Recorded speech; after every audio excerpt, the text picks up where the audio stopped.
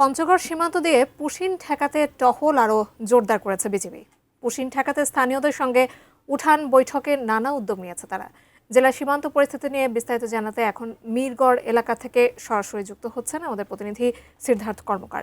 সিদ্ধার্থ, সীমান্ত পরিস্থিতি এই মুহূর্তে কেমন দেখতে পাচ্ছেন? পঞ্চগড়ের কিন্তু 3 দিক ঘিরে রয়েছে ভারতীয় সীমান্ত। 278 কিলোমিটার এলাকা জুড়ে কিন্তু রয়েছে এই সীমান্ত এলাকা, এবং এই সীমান্ত কিন্তু কিন্তু প্রহরায় রয়েছেন বাংলাদেশ বর্ডার গার্ড, বিজিবির 18 পঞ্চগড় ব্যাটালিয়ন এবং 56 নীলফামারী ব্যাটালিয়ন আর ঠাকুরগাঁ 50 ব্যাটালিয়নের সদস্য, তারা কিন্তু এই সীমান্ত রক্ষার দায়িত্বে রয়েছেন। গত 5 তারিখে যে ঘটনাটি ঘটেছিল,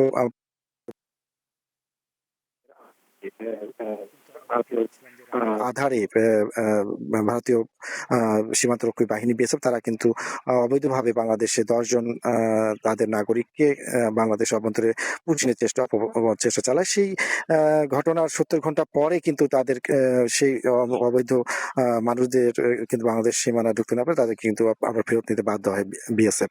এরপর থেকে আমরা যেমনটি লক্ষ্য করেছি যে আসলে বাংলাদেশের বিজিবি তারা কিন্তু তাদের টহল এবং তৎপরতা তারা বৃদ্ধি করেছেন পঞ্চগড়ের বিভিন্ন সীমান্ত এলাকা জুড়ে।